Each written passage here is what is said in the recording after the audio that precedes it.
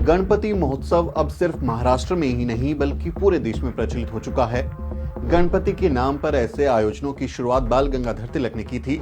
लेकिन क्या आप जानते हैं कि गणपति महोत्सव शुरू करने के पीछे की सबसे बड़ी वजह बहुजनों के आंदोलन को दबाना था और राष्ट्रपिता ज्योतिबा फूले के मिशन में अड़ंगा लगाना था। आगे इस वीडियो में हम जानेंगे कि कैसे बाल गंगाधर तिलक ने गणपति महोत्सव के बहाने समाज सुधारों को रोकने की कोशिश की थी। तो आइए शुरू करते हैं।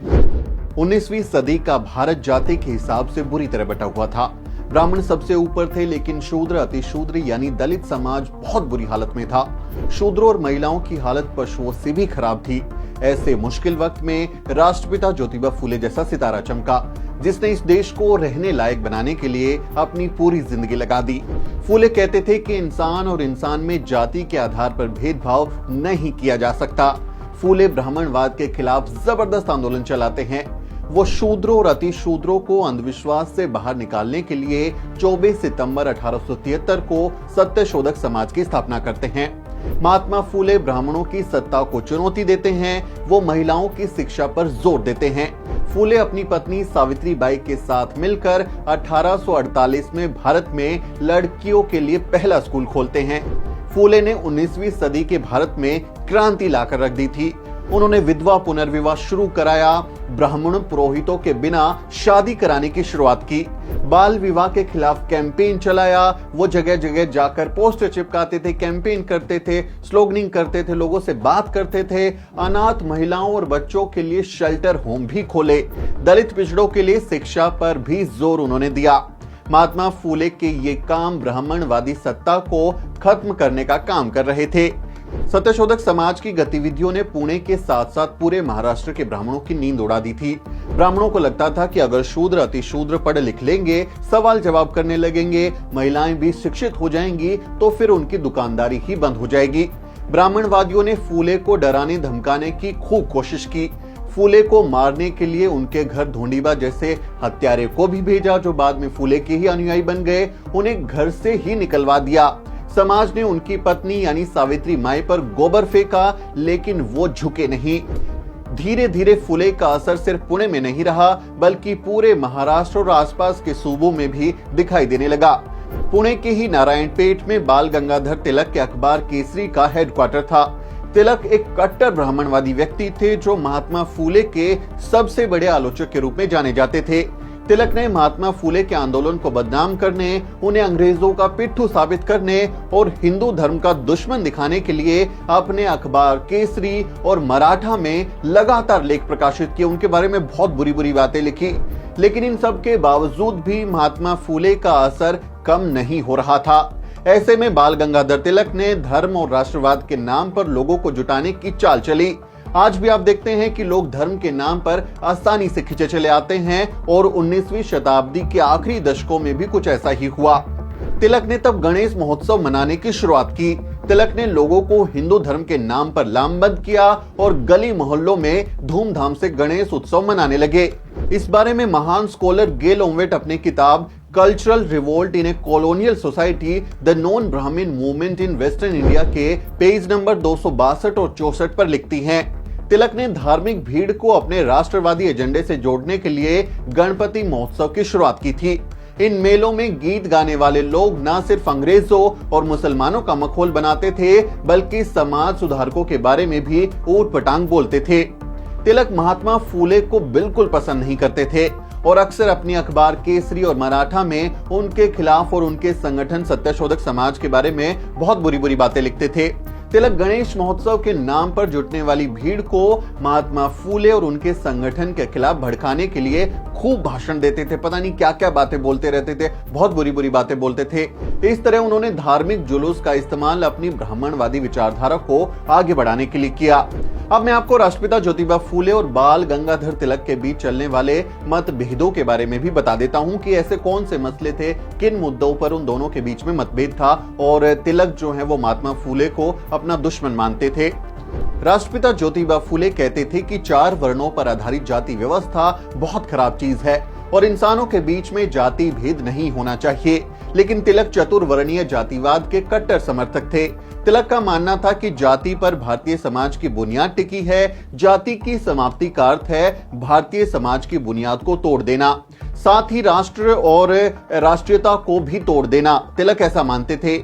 इनके मुकाबले आप देखेंगे तो जो राष्ट्रपिता फुले हैं वो कहते हैं कि जाति जो है वो खराब चीज है। फुले जाति को असमानता की बुनियाद मानते थे और इसे समाप्त करने का संघर्ष कर रहे थे, आंदोलन चला रहे थे कि जाति व्यवस्था को खत्म किया जाए। तिलक ने फुले को राष्ट्रद्रोही कहा क्योंकि वो राष्ट्र की बुनियाद जाति व्यवस्था को तोड़ना चाहते थे। महात्मा फुले कहते थे कि ब्राह्मणों ने अपने फायदे के लिए समाज को ब्राह्मण, क्षत्रिय, वैश्य और शूद्र जैसे वर्णों में बांट दिया। वो कहते थे कि जिस तरह से बाल काटना नाई का धर्म नहीं बल्कि धंधा है, कपड़े धोना धोबी का धर्म नहीं बल्कि धंधा है, उसी तरह से पूजा पाठ करना ब्राह्मण का धर्म नहीं बल्कि धंधा है। महात्मा फुले ब्राह्मणवादी जाति व्यवस्था के दुश्मन थे, जबकि तिलक को जाति व्यवस्था बहुत प्यारी लगती थी। तिलक कहते थे कि सभी जातियों को अपनी जाति का ही काम करना चाहिए, यानी चतुर्वर्ण के हिसाब से, जातियों के हिसाब से लोगों को जो काम सौंपा गया है उन्हें वही काम करते रहना चाहिए।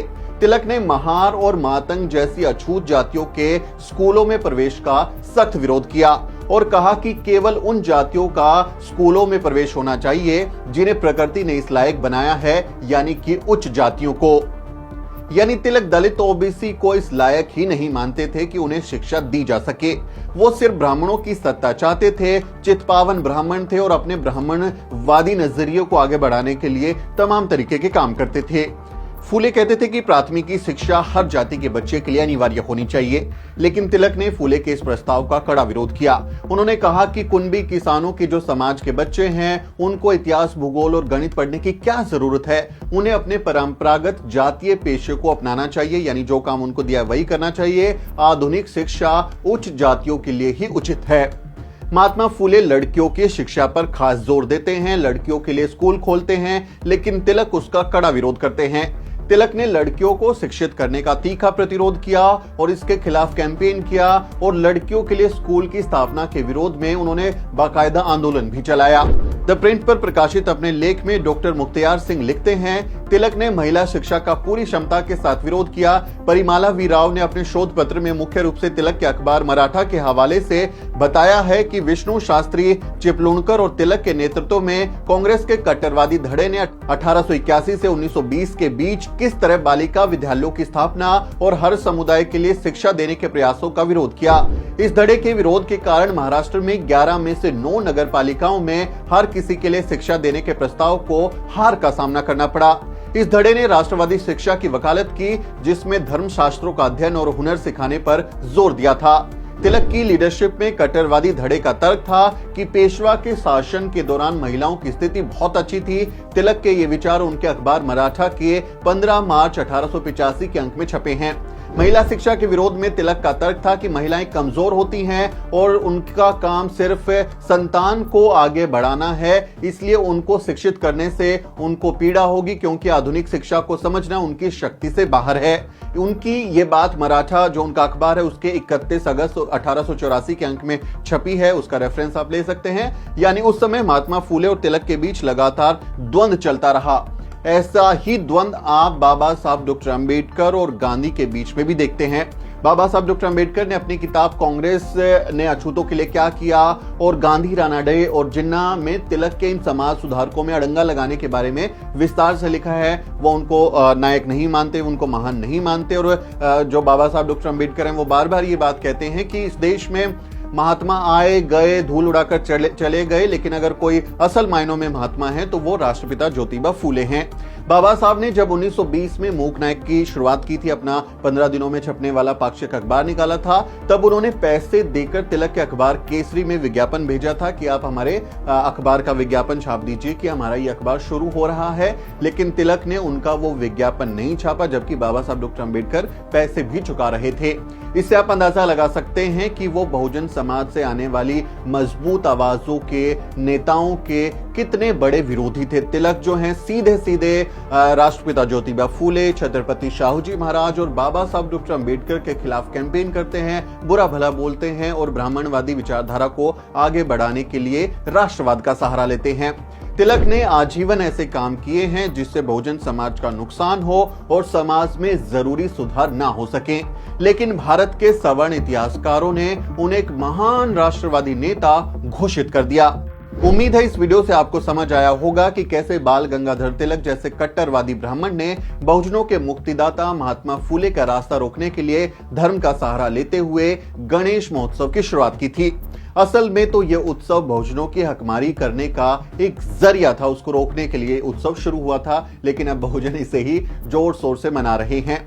मैं उम्मीद करता हूं कि जो भी बहुजन इन त्योहारों को मना रहे हैं वो इसके पीछे का इतिहास भी समझेंगे और अपने जीवन में बदलाव लाएंगे और अपने महापुरुषों और महामहिलाओं के संघर्ष को याद करते हुए ये सब दिमाग में रखेंगे कि जो भी वो काम कर रहे हैं उसके पीछे की कहानी क्या है और क्या उनकी हकमारी करने के लिए काम तो नहीं हो रहा है।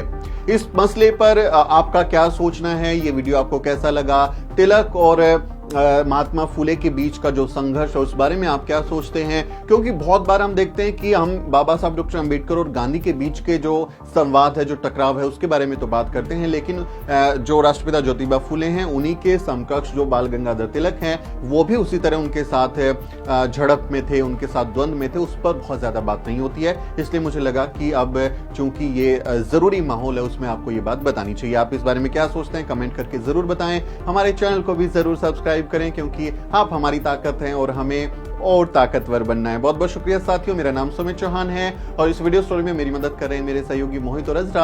अगले किसी वीडियो में मुलाकात होगी दोस्तों, तब तक आप देखते रहिए द न्यूज़ वीक।